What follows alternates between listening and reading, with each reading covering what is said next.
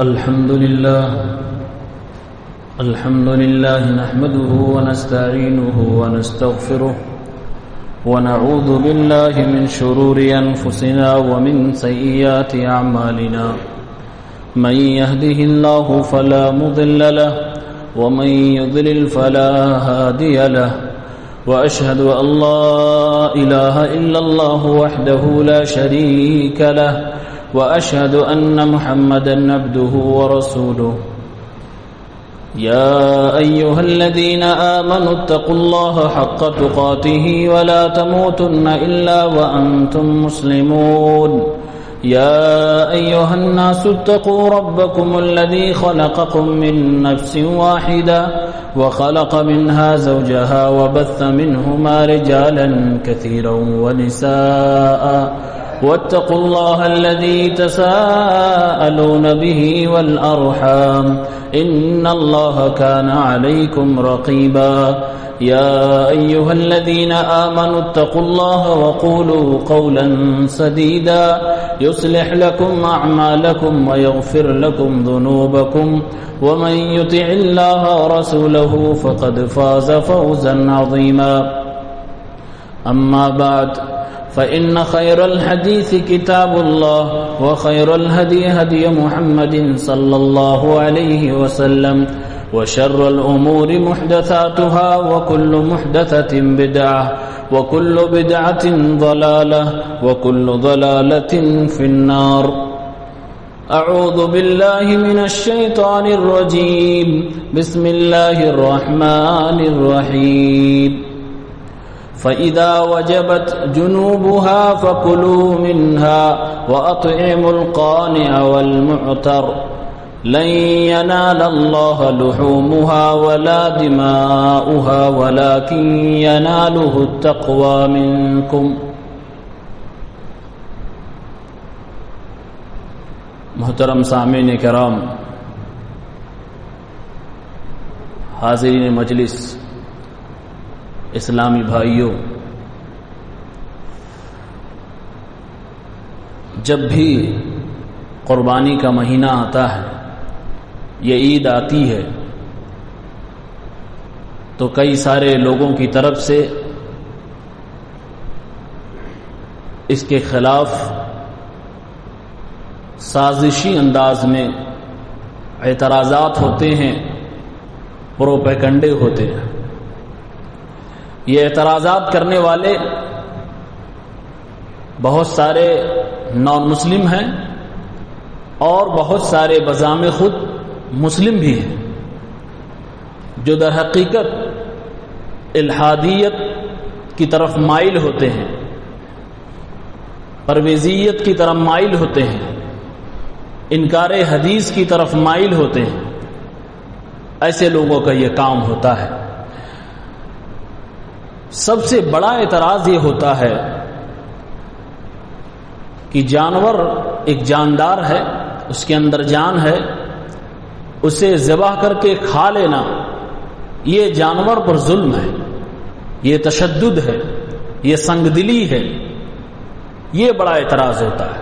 کچھ لوگ اعتراض کرتے ہیں کہ قربانی صرف ان حاجیوں کے لیے ہے جو مینا میں جاتے ہیں، باقی ساری دنیا کے لیے نہیں ہوتا ہے۔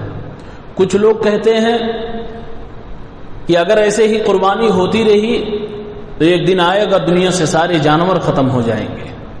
کچھ لوگ کہتے ہیں کہ قربانی میں بے تحاشا مسلمانوں کا پیسہ خرچ ہوتا ہے، اس سے مسلمانوں کا مال ضائع ہو جاتا، برباد ہو جاتا ہے، اور بھی اسی طرح کے کئی ایک اعتراضات ہیں۔ ان میں سے بیسک دو چیزوں پر آج میں بات کروں گا۔ نمبر ایک، کیا انسان کے لیے گوشت کھانا یہ صحیح ہے یا غلط ہے؟ تو سب سے بنیادی چیز ہمیں یہ جان لینی چاہیے، اس مسئلے کو سمجھنے کے لیے ضروری ہے کہ ایک منشیہ، ایک انسان خالق اور مخلوق کے درمیان کے رشتے کو جانتا ہو، عابد اور معبود کے درمیان کے تعلق کو جانتا ہو۔ اس کی بنیاد اسی پر ہے کہ ہم مخلوق ہیں، ہمارا کوئی پیدا کرنے والا ہے۔ جو اس بات کو مانے گا وہ اچھی طریقے سے اس کو سمجھ جائے گا اور پھر اعتراض نہیں کرے گا۔ دوسری چیز، ہمارا اور آپ کا اور لگ بھگ دنیا کے تمام ان لوگوں کا جو کسی نہ کسی دھرم کو مانتے ہیں، ان کا ماننا ہے کہ کوئی ہے جو ساری کائنات کو چلانے والا ہے، اور ہم مسلمان کہتے ہیں للہ ملک السماوات والارض، ساری دنیا کی بادشاہت اللہ رب العالمین کے ہاتھ میں ہے۔ اللہ تعالیٰ زمین اور زمین کے اندر تمام تر مخلوقات کا مالک ہے، آسمان کے اندر تمام تر مخلوقات کا مالک ہے، سمندر کے اندر تمام تر مخلوقات کا مالک ہے، کائنات کی ہر مخلوق کا مالک، ہر ذرے کا مالک رب العالمین ہے۔ ایک مالک جو اس کائنات کا ہے، وہ مالک کہہ رہا ہے اپنے کسی مخلوق سے، اے میری مخلوق جسے میں پیار کرتا ہوں، اے انسانوں تم فلاں چیز کو کھاؤ، تمہارے لیے میں حلال قرار دیتا ہوں۔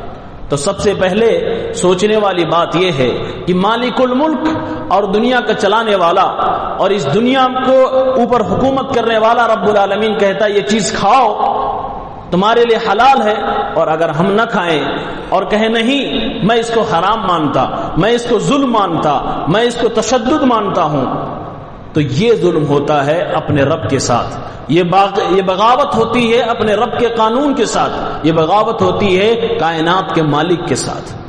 وہی رب العالمین قرآن پاک میں کہتا ہے سورہ بقرہ کی آیت نمبر 168 میں، یا ایھا الناس کلوا مما فی الارض حلالا طیبا ولا تتبعوا خطوات الشیطان انہ لکم عدو مبین۔ اے لوگوں، غور کرنے والی بات ہے، اللہ نے یہ نہیں کہا اے مسلمانوں، اے ایمان والوں، اللہ نے صاف کہا یا ایھا الناس، اے دنیا کے تمام لوگوں، اے منشیہ جاتیوں، کلو مما فی الارض حلالا طیبا، زمین میں جو بھی تمہارے لیے حلال ہے، پاک ہے، اسے کھاؤ۔ دو شرط اللہ نے لگائی، حلال ہو اور پاک ہو۔ تم وہ ساری چیزیں زمین میں سے کھاؤ جو تمہارے لیے حلال ہے اور پاک ہے۔ جس کو اللہ نے حلال قرار دے دیا، جس کو اللہ رب العالمین نے تمہارے لیے جائز قرار دے دیا، اس کو حرام قرار کر کے شیطان کی پیروی نہ کرنا۔ ولا تتبعوا خطوات الشیطان، شیطان کی نقش قدم پہ نہ چلنا، شیطان کی پیروی نہ کرنا۔ شیطان انسان کو یہ خیال دلائے گا یہ چیز تمہارے لیے حلال نہیں ہے، یہ چیز تمہارے لیے حرام بنائی گئی ہے، جبکہ حقیقت میں اللہ رب العالمین کہہ رہا ہوتا ہے ہاں میرے بندو میں نے تمہارے لیے یہ چیز حلال قرار دی ہے۔ اللہ جائز کہہ رہا ہے، شیطان کہہ رہا ہے تمہارے لیے حرام ہے۔ اللہ فرماتا ہے شیطان کی نہ ماننا، میری ماننا۔ کیوں؟ اس لیے کہ انہ لکم عدو مبین، شیطان تمہارا کھلم کھلا دشمن ہے۔ یہ قرآن کی پہلی آیت، سورہ بقرہ کی آیت نمبر 168، سورہ مائدہ آیت نمبر 1، پہلی آیت میں اللہ رب العالمین فرماتا ہے احلت لکم بہیمۃ الانعام الا ما یتلی علیکم، اے لوگوں، اے مسلمانوں، تمہارے لیے یہ چوپائے جو پالتو ہوتے ہیں تمہارے لیے حلال قرار دیے گئے ہیں، حلال کر دیے گئے ہیں۔ ہاں کچھ ایسے ہیں جن کو میرے رسول نے بتلا دیا کہ یہ چیز حرام ہے تو اس کو حرام مان لینا۔ مثلا 4 پیر کا گدھا بھی ہوتا ہے، 4 پیر کا بھی ہوتا ہے، لیکن اس کو شریعت نے، اللہ کے نبی نے نام لے کر اس کو حرام قرار دے دیا ہے۔ فرمایا اللہ رب العالمین نے چوپائے کو اللہ رب العالمین نے حلال قرار دیا ہے تمہارے لیے، مطلب یہ ہوا کہ تم اس کو کھا سکتے ہو، تمہارے لیے جائز ہے۔ اللہ فرما رہا جائز ہے۔ تیسری آیت دیکھ لیتے ہیں،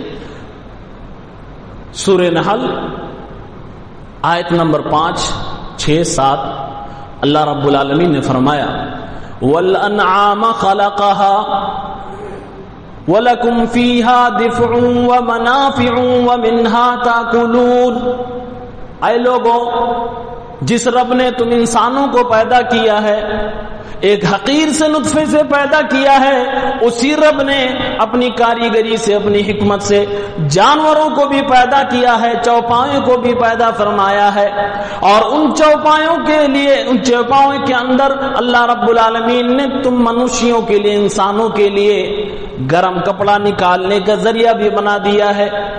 ہم بھیڑ کے اون سے اور دیگر جانوروں کے چمڑوں سے اپنے لیے ایسے لباس تیار کرتے ہیں جس سے ہم سردی سے بچتے ہیں. اللہ نے فرمایا لکم فیہا دفء، تمہارے لیے گرم کپڑے اس سے نکالنے کے ذریعے ہم نے بنا دیا. ومنافع، اور بہت ساری فائدے کی چیز تمہارے لیے ہم نے ان میں بنا دی. ومنہا تاکلون، اور سب سے بڑا فائدہ تمہارا تو یہ ہے ان فوائد میں سے کہ تم ان کے گوشت بھی کھاتے ہو.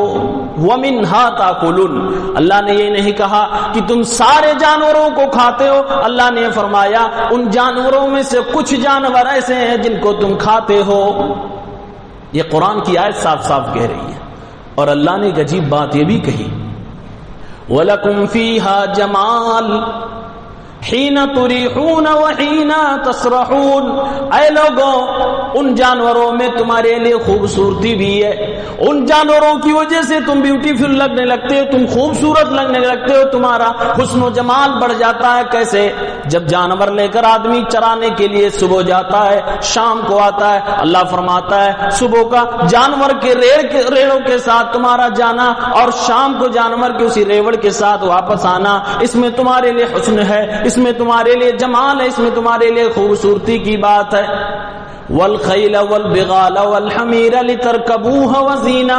اور اے لوگوں، اللہ نے تمہارے لیے کھچر بھی بنائے، اللہ نے تمہارے لیے گھوڑے بھی بنائے ہیں، اور اللہ رب العالمین نے تمہارے لیے اسی طرح سے دیگر جانور بھی بنائے. کس لیے؟ لترکبوها، تاکہ تم اس کے اوپر سواری بھی کر سکو، اس سے اپنا سامان بھی ڈھو سکو، اور تمہارے لیے زینت کا سامان بھی بنایا ہے. اور اللہ تعالیٰ بہت سی ایسی چیزوں کو پیدا کر چکا ہے جس کو تم جانتے بھی نہیں ہو.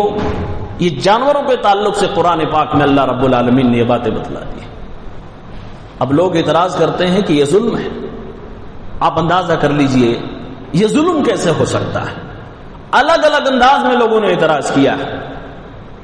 آج سے 30 سال 40 سال پہلے لوگوں نے جب آواز اٹھائی قربانی کے خلاف، مسلمانوں کے خلاف آواز اٹھائی، تو پہلے یہ کہا کہ چونکہ جانور ہے، اس کے اندر جان ہے، اس کو جب کاٹتے ہیں تو ہم ایک جان کی ہتیا کرتے ہیں، اس لیے ان کو کاٹنا ظلم ہو گیا. مسلمان ایسا کرتے ہیں تو مسلمان ظالم قرار دے دیے گئے. لیکن کچھ سائنسدانوں نے اچھا کام کیا اور انہوں نے یہ ریسرچ کر کے ثابت کر دیا کہ صرف جانوروں میں جان نہیں ہوتی بلکہ پیڑ پودوں میں بھی جان ہوتی ہے، سبزیوں میں بھی جان ہوتی ہے. یہ سائنسدانوں نے باقاعدہ کتاب لکھ کر ثابت کر دیا. ایک سائنسداں ہے پیٹر ٹانسکن، اس نے کتاب لکھی دا سیکرٹ لائف آف پلانٹس. پیڑ پودوں کی زندگی کے تعلق سے اس نے کتاب لکھی. اس میں اس نے ثابت کیا کہ پیڑ پودوں کی بھی زندگی ہوتی ہے، ان میں بھی جان ہوتی ہے.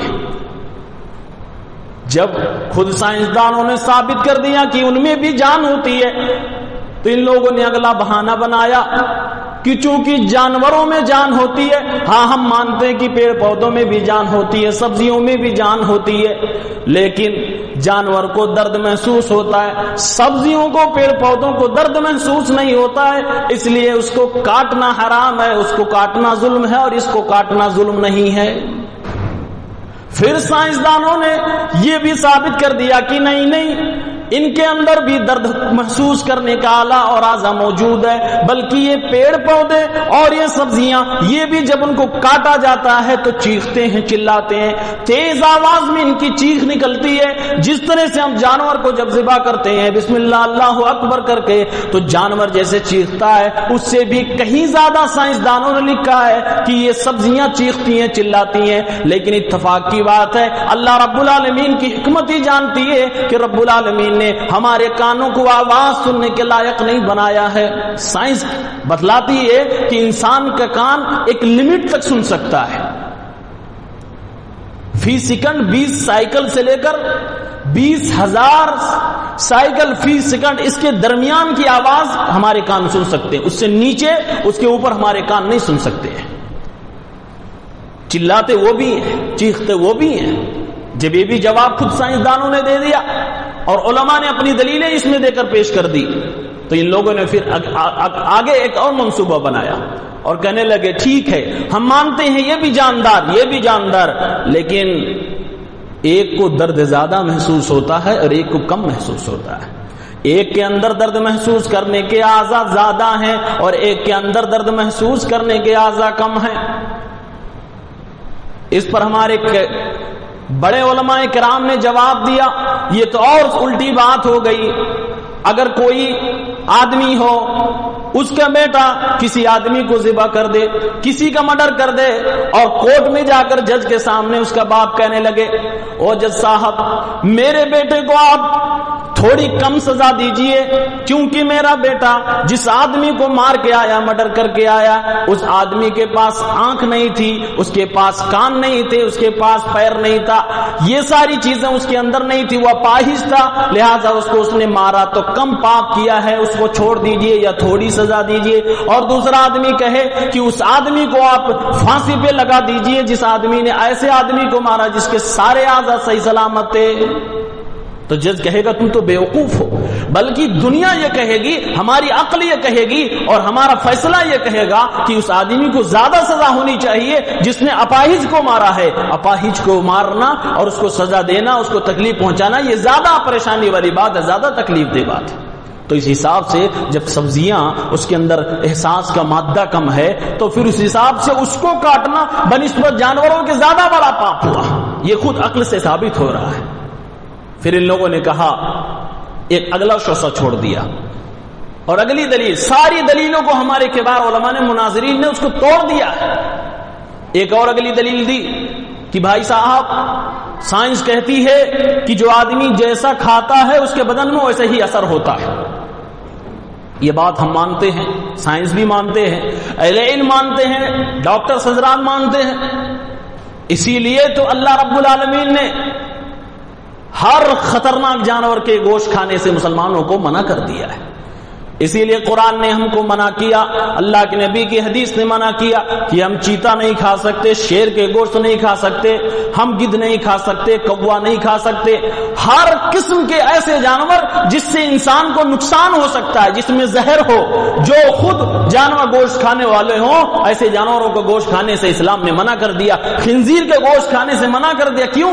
اس لیے کہ اگر آدمی خنزیر کا گوشت کھائے تو آدمی بے حیا ہو جائے گا, آدمی بے شرم ہو جائے گا.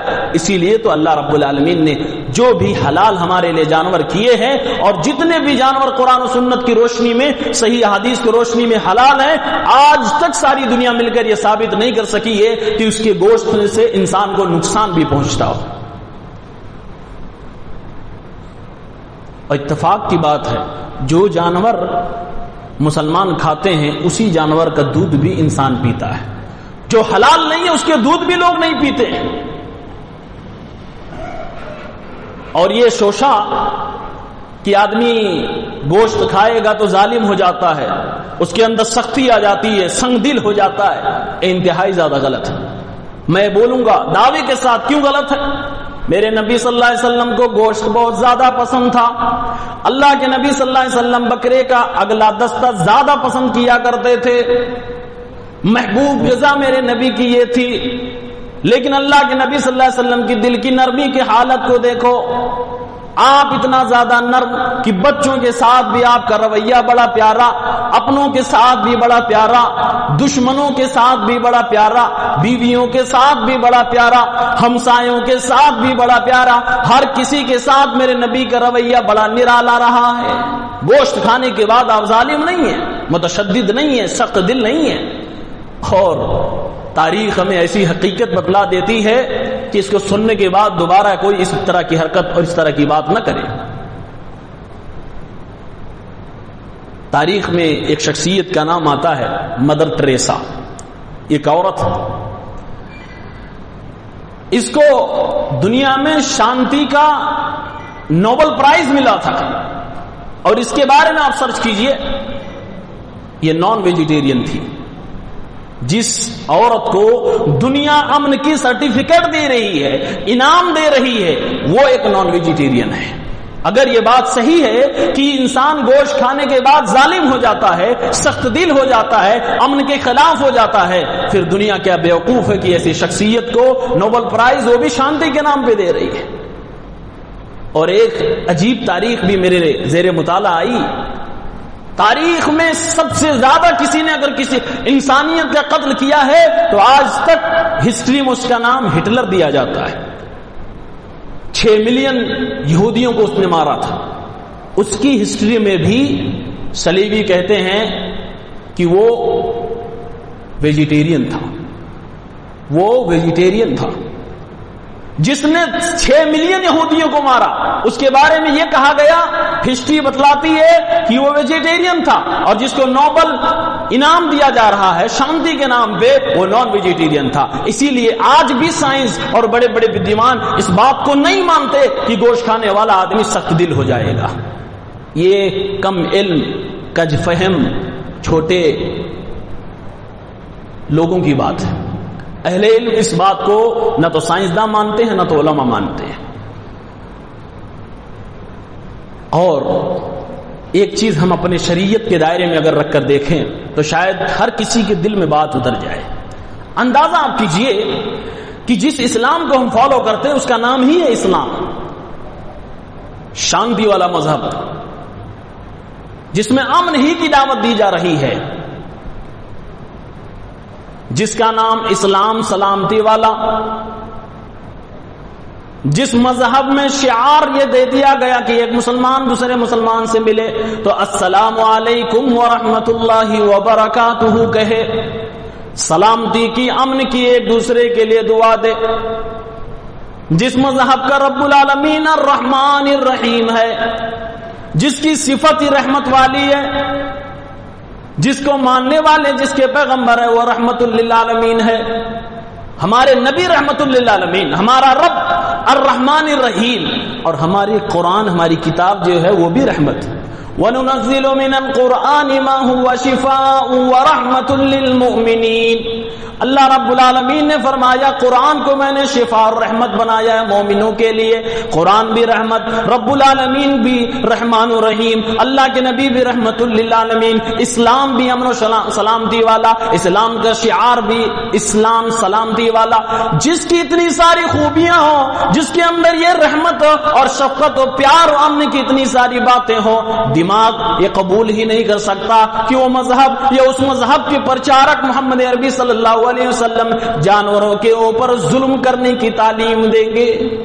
ہو ہی نہیں سکتا وہ ظلم کی تعلیم دے، تشدد کی تعلیم دے.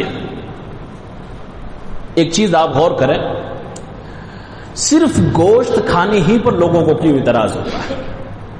دودھ پہ کوئی اعتراض نہیں کرنے والا، جانوروں کے بال اتار کے روئی بنانے پر کوئی اعتراض کرنے والا نہیں، ایکسپورٹ کرنے والی بڑی بڑی کمپنیوں پر کوئی اعتراض کرنے والا نہیں.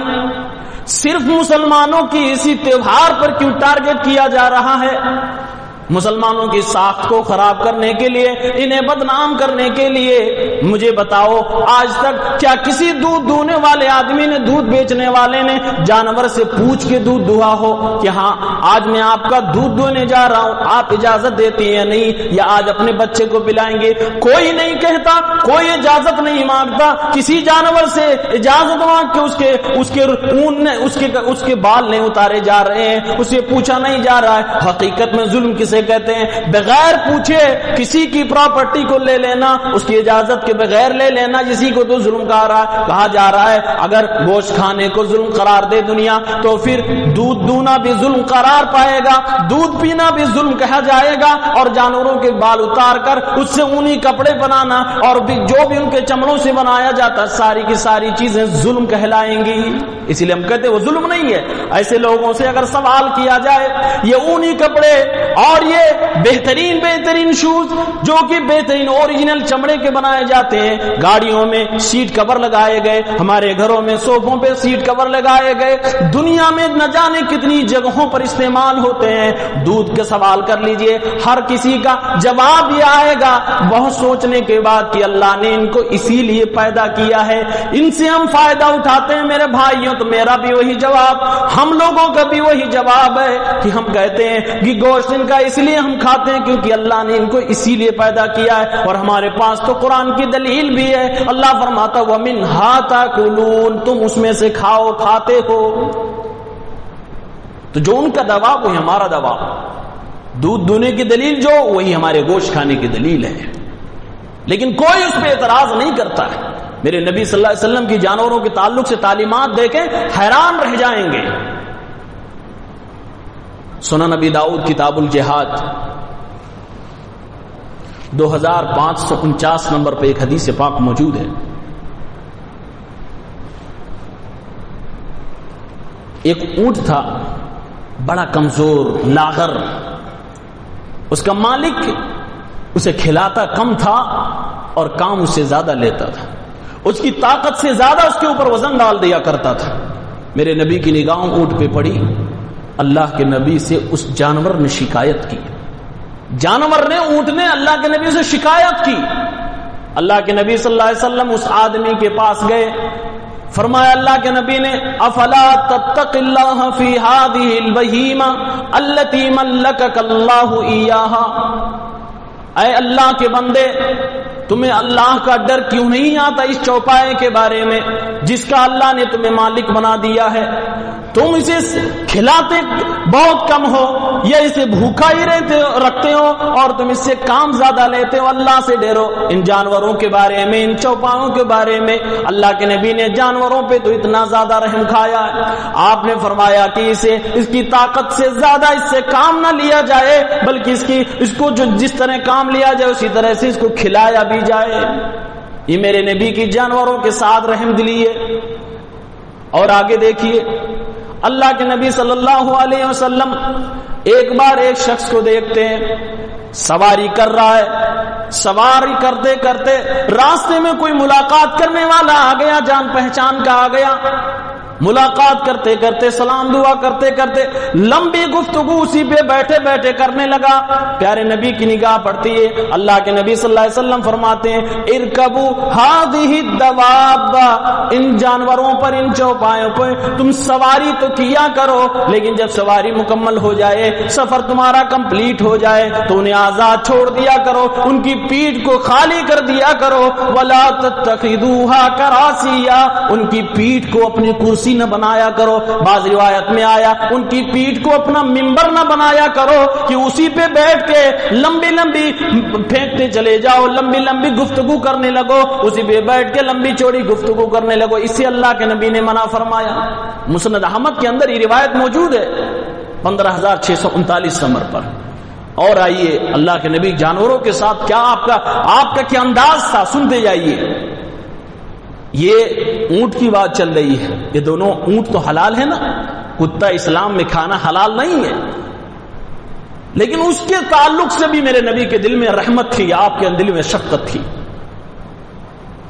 اللہ کے نبی صلی اللہ علیہ وسلم فرماتے ہیں بخاری شریف کتاب الشرب 2363 پہ روایت موجود ہے. اللہ کے نبی فرماتے ہیں کہ ایک شخص تھا، گنہگار شخص تھا. بعض روایت میں کہ گنہگار عورت تھی. اس کو پیاس لگی، کنویں میں اترا، اپنی پیاس بجھائی، باہر نکلا.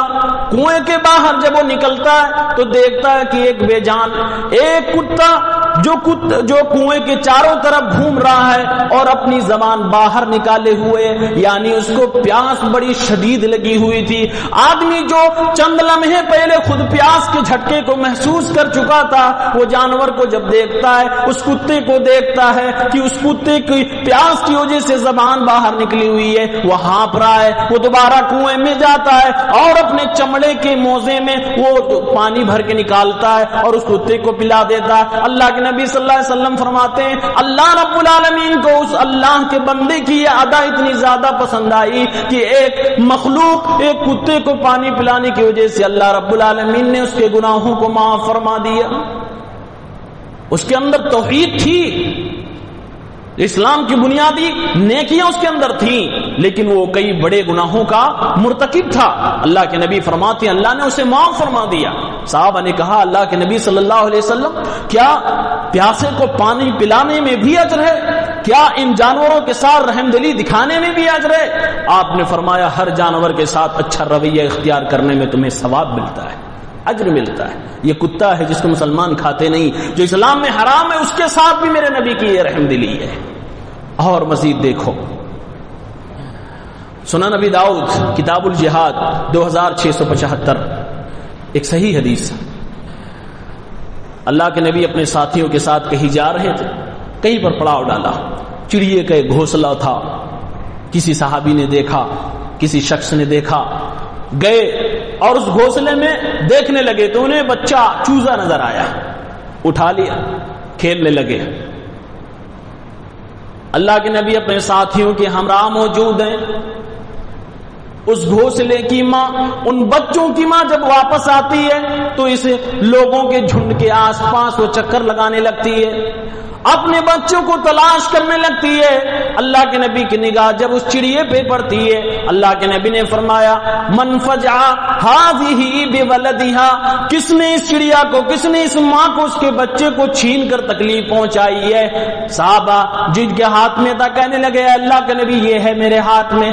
آپ نے فرمایا اس بچے کو اس گھونسلے میں رکھ کے آؤ، اس کی ماں کے پاس واپس لوٹا کے آؤ۔ یہ اللہ کے نبی نے پرندوں کے ساتھ اپنے صحابہ کو تعلیم دی ہے کہ ان کی ماؤں سے ان کے بچوں کو نہ جدا کیا کرو، وہ کھلونا تمہارے لیے نہیں ہے، وہ بھی ایک اللہ کی مخلوق ہے، ہاتھ میں اجازت ہے، جو حلال ہے اس کو تم صحیح طریقے سے ذبح کر کے کھا سکتے ہو، لیکن اس طرح سے انہیں تکلیف نہ دیا کرو کہ بلا وجہ تمہیں کھانا بھی نہیں ہے، بس اپنا شوق پورا کرنے کے لیے ہم شکار پہ جا رہے ہیں۔ جیسے کہ پرانے زمانے میں آپ کو واقعات میں ملتا ہوگا، کتنے بڑے بڑے راجا مہاراجا ہوا کرتے تھے، کھانا نہیں ہوتا، شوق کے لیے شکار کیا کرتے تھے، شکار کر کے جانور کو پھینک دیا کرتے تھے، بس اپنی نشانے بازی دکھانے کے لیے شکار پہ چلے گئے۔ اس طرح کی حرکت سے اسلام نے منع فرمایا۔ اللہ کے نبی نے پرندے کو فرمایا صحابی کو کہ پرندے کو اس کی ماں کے پاس چھوڑ کے گھونسلے میں آؤ۔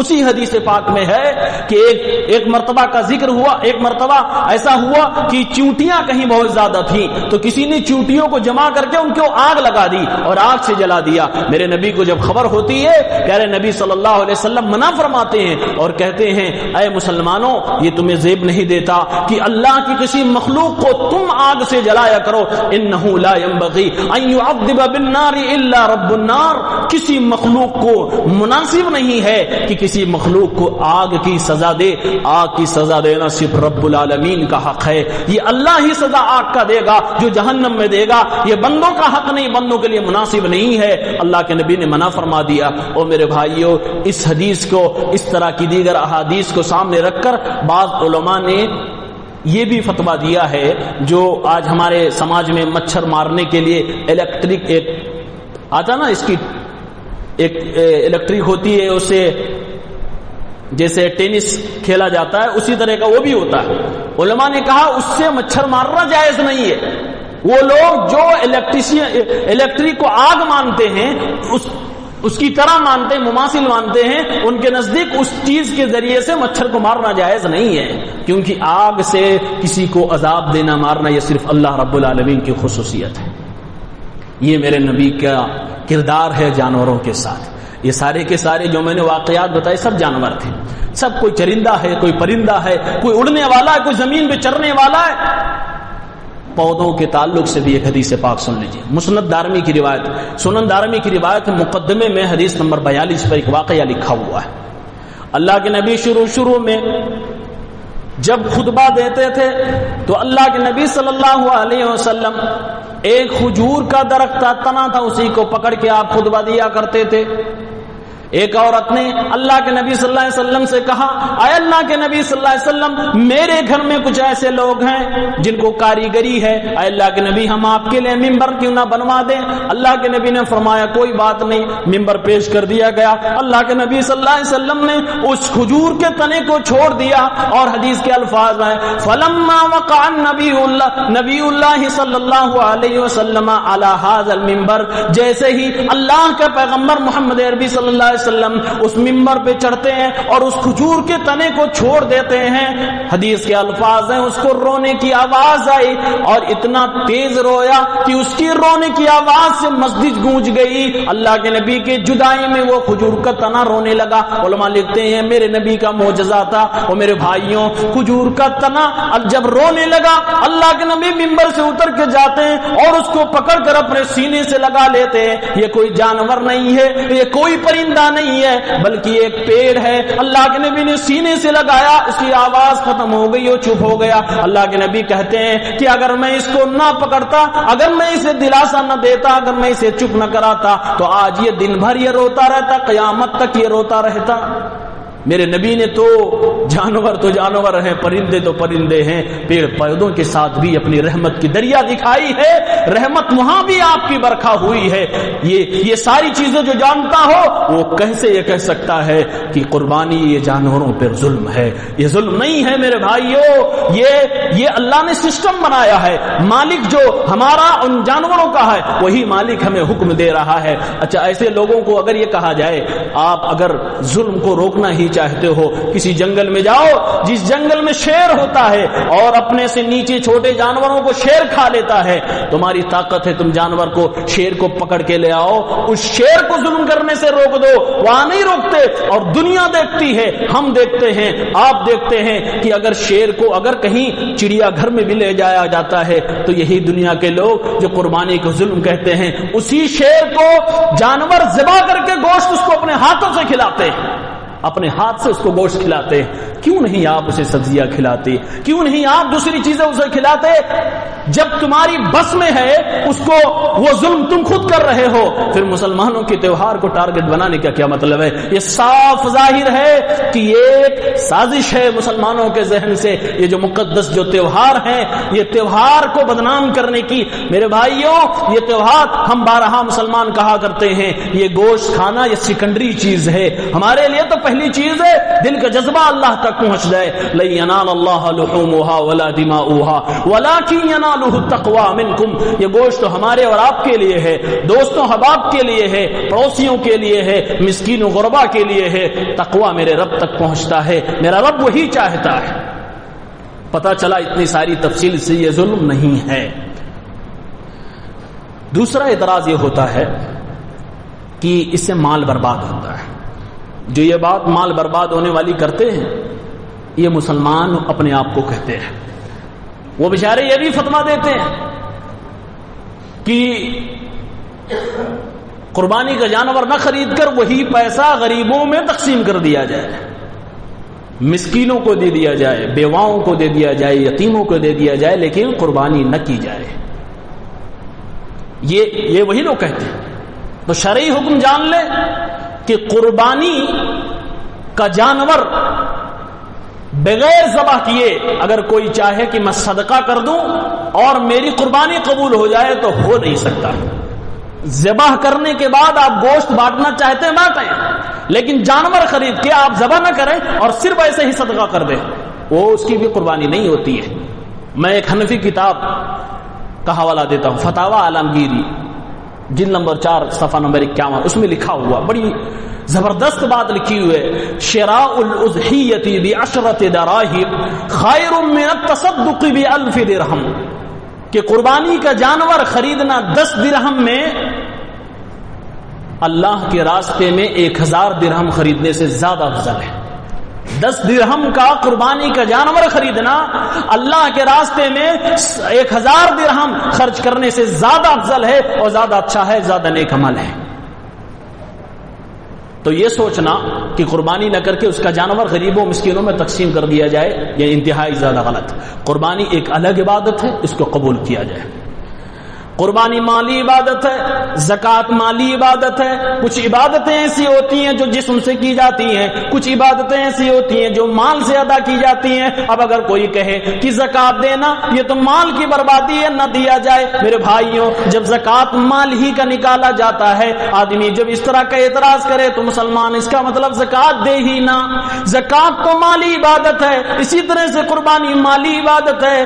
آدمی کو اس کو جس جگہ پہ کہا گیا وہیں پر اس کو خرچ کرنا ہے. دوسری چیز یہ بھی جان لیجئے, اللہ کے نبی کے زمانے میں کیا غریبی نہیں تھی؟ کیا اس زمانے میں بیوہ نہیں تھی؟ کیا اس زمانے میں یتیم و مسکین نہیں تھے؟ سب کچھ تھے. لیکن میرے نبی نے 10 سال مدینے میں قیام فرمایا, 10 سال اللہ کے نبی نے قربانی کی. آپ صلی اللہ علیہ وسلم ہم سے زیادہ یتیموں غریبوں کا خیال کرنے والے تھے.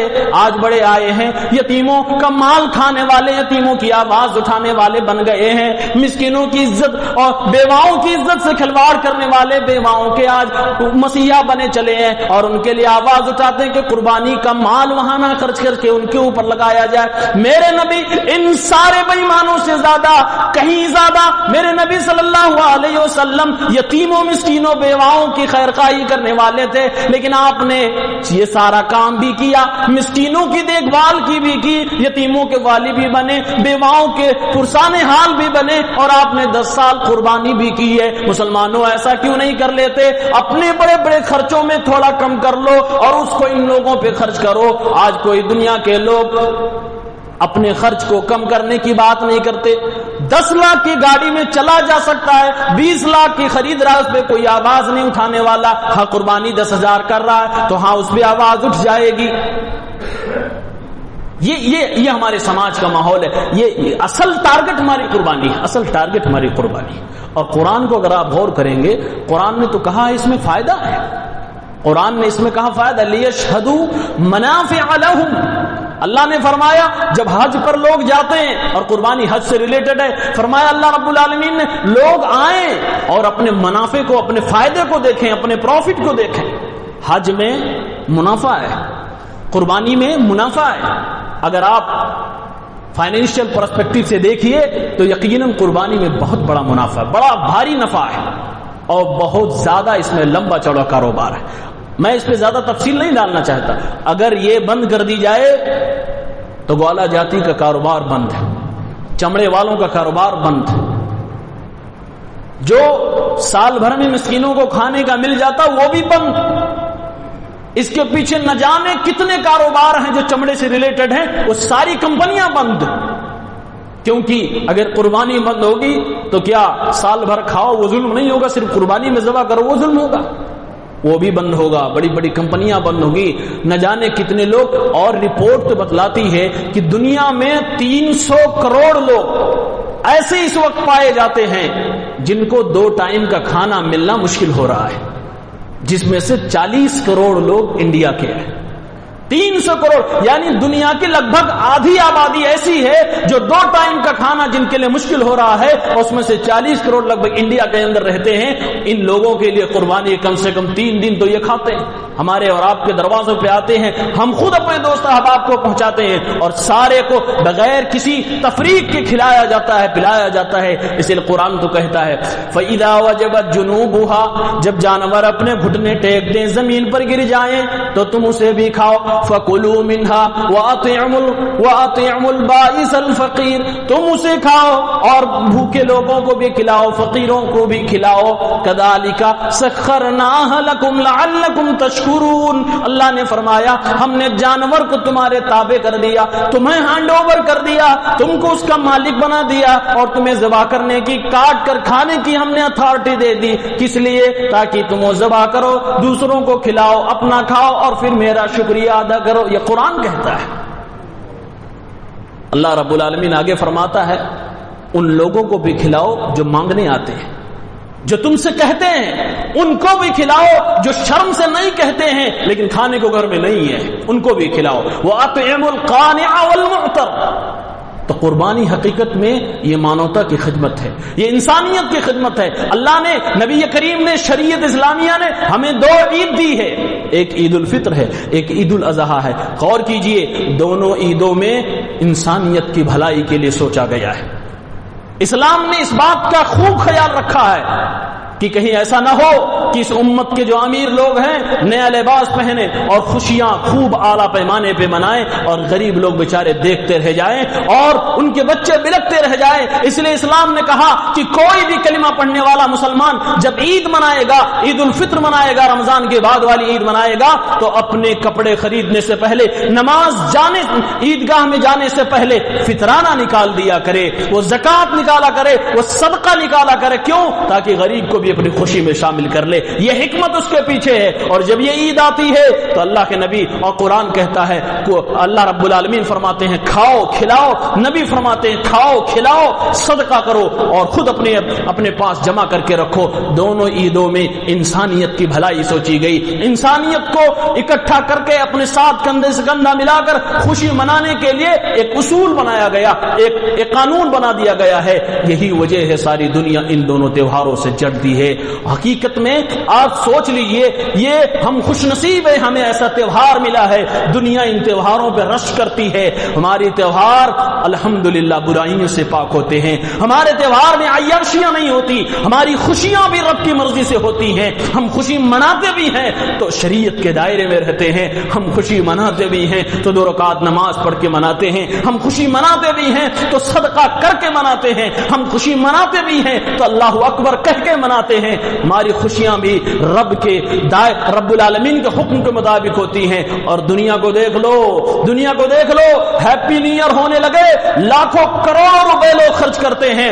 کرسمس ڈے منایا جانے لگے, ایک رپورٹ کے مطابق 70 لاکھ کروڑ امریکہ کے اندر ایک کرسمس ڈے میں خرچ کیا گیا. میرے بھائیوں اس طرح پہ خرچہ دیکھیے, ایکسپینسو تہوار دیکھیے اور مسلمانوں کا تہوار دیکھیے. وہاں بجلیوں میں خرچ ہو رہے ہیں, وہاں سارے کی ساری چیزیں ویسٹ جا رہی ہیں, اور یہاں مسلمانوں کے یہاں خود کھایا جا رہا ہے, کھلایا جا رہا ہے, پھر بھی ان کو پچتا نہیں ہے کہ مسلمان کے ہاں یہ چیز کیسے آ گئی. میرے بھائیوں یاد رکھو یہ ایک سازش ہے, سمجھنے کی کوشش ہے.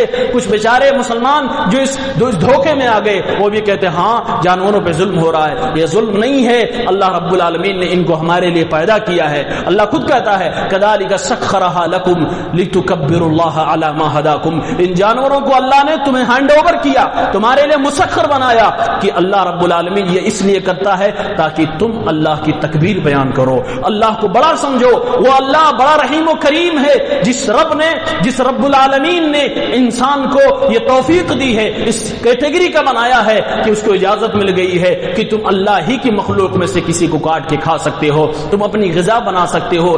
اس کے موضوع کے اوپر ہمارے کبار علماء کرام کے, مناظرین کے, اسلام کے شیخ سبانوں کے بڑے بڑے ڈیبیٹس موجود ہیں, اور الحمدللہ ہم فخر سے کہہ سکتے ہیں آج تک دنیا ان سوالوں کا جواب نہیں دے پائی, اور ان لوگوں نے سامنے والوں کو اپنے دلائل سے مبہوت کیا ہے. ہمیں اس کی ڈرنے کی ضرورت نہیں. خطبے کا مقصد یہ ہے کہ غلط فہمی کا شکار نہ ہو. اسلام کی جو بھی چیز ہے وہ انسانیت کے خلاف نہیں ہے, اور یہ ہمارا دعویٰ اور مسلمان کا عقیدہ ہونا چاہیے کہ اسلام میں جو بھی ہے قرآن سے اور صحیح حدیث سے ثابت ہے. وہ دنیا کا کوئی بھی شخص کسی بھی پیمانے پر ہو, کتنی بڑی ڈگری کا مالک ہو, اگر وہ کہے کہ یہ مانوتا کے خلاف ہے, پہلا جواب ہمارے دماغ میں آنا چاہیے آدمی جھوٹ بول رہا ہے, ہو ہی نہیں سکتا وہ مانوتا کے خلاف ہو, اور اس کے دلائل ہمارے علماء کے پاس موجود ہے. رب العالمین سے دعا ہے الہ العالمین ہمیں خوشیوں کو خوشیوں کی طرح منانے کی توفیق دے. الہ العالمین ہماری نیتوں کو صحیح فرما دے. الہ العالمین ہماری قربانیوں کو قبول فرما لے. الہ العالمین ہمیں ہر قسم کی سازش سے بچا, ہر قسم کی غلط فہمی سے بچا. پروردگار عالم ہمیں جس طرح سے تو نے اعلیٰ مخلوق بنایا ہے اسی کے مطابق رہنے کی توفیق عنایت فرما. آمین یا رب العالمین.